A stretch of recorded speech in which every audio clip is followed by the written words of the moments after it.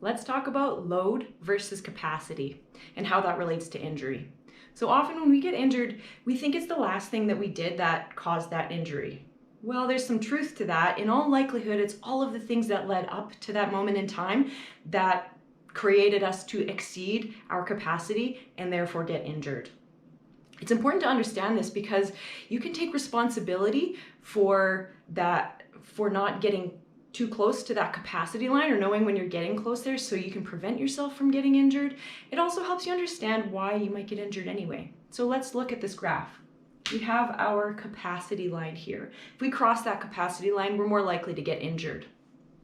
Here we have our capacity, and this is the load that we create throughout our daily life.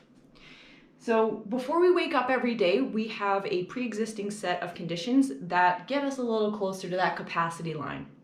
The first thing is our anatomical dysfunction. This is something about your body or your anatomy that doesn't work the way it should or the way that it used to. Maybe this is something you're born with, or maybe this is something you've earned over time. This could be something like a herniated disc, a torn labrum, broken collarbone, hip impingement. Then we have our sleep, diet, and stress box. This is our recovery box. And then we have our functional diagnosis. So this isn't a medical diagnosis. This isn't something a doctor identifies. This is something your coach identifies. This is how well your body moves and how easily you can get in and out of positions. These boxes are adjustable. For example, anatomical dysfunction. If you are someone who has taken pretty good care of their body, you haven't really broken or torn anything over the course of your life, you weren't born with anything that's really that bothersome, then this anatomical dysfunction box is going to be a lot lower. Someone who has played high impact sports and broken some bones and torn some things throughout their life, maybe their anatomy doesn't work so well, this box is going to be a little higher. Then we have our sleep, diet, and stress box. Of course, we want to try to get 8 hours of sleep, of good quality sleep a night. If someone has maybe a newborn baby or they don't sleep very well, this box is going to be a lot bigger. Likewise, nutrition and hydration, that's going to contribute to how big or small that box is. Are you eating lots of fruits and veggies and you're getting enough calories to recover from your workouts? Are you staying nice and hydrated, lots of water? Another aspect is stress. How stressful is your lifestyle? Is your work very stressful? Your interpersonal relationships? Is there a lot going on in your day-to-day life that's causing that box to be quite big? Or someone who has pretty good stress management strategies and they're not that stressed out, that box is going to be a lot smaller. This is all stuff that happens before we wake up. And then we do things in our day-to-day life that creeps us over that box. So let's look at those things. So let's say that we wake up in the morning, you have your morning routine, you've got to get the kids ready to go to school, you have to commute to work and drive there. So let's call that your morning. So already before you start your day, there's a pretty big load on your body. So let's call that AM. And then we've got our day. Let's imagine you've gone to work and you've had your work stress. Maybe you didn't eat very well and this box gets a little bigger. We're already inching a little closer to that line. Now you go and maybe you go to the gym and you go do some exercise. So you start to do your workout, you've got your warm up and you've done some lunges, everything feels pretty good. And then you start to do some push-ups and the workout starts to really get going. You know, your shoulder starts to talk to you, but you're okay. And then you go in to do some pull-ups and oh no, your shoulder hurts. Something's gone wrong. You have to stop the workout. You've hurt your shoulder. So you have crossed your capacity line. You've hurt your shoulder. Let's imagine you go to the doctor and you get them to check it out.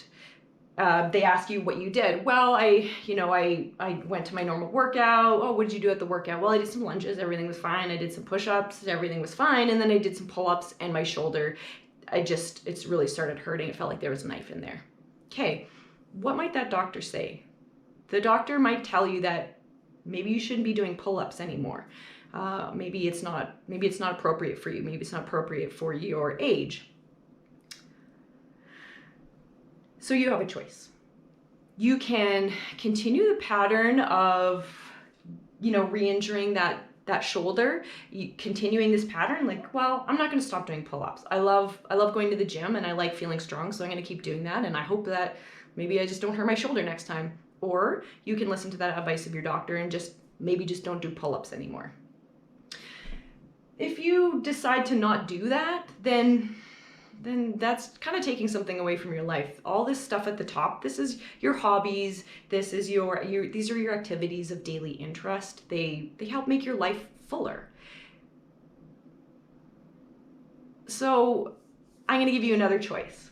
Rather than either continuing getting hurt or choosing to stop altogether, how can we make this a little bit better? Well, we can make these boxes smaller, right? So let's talk about maybe your anatomical dysfunction can't change. Maybe that's going to stay the same, but you can absolutely impact your sleep, diet, and stress to make that box a lot smaller. So maybe you really work on getting some really good quality sleep and you take up some stress management strategies because those are low-hanging fruit for you. So let's make that box smaller.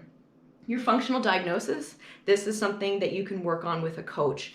This is your mobility. So for example, if pull-ups were a problem for you, working on getting into those good, safe positions so that rather than having a shoulder that's limited and trying to force it into positions that it's not ready to do, a coach can help you achieve those positions.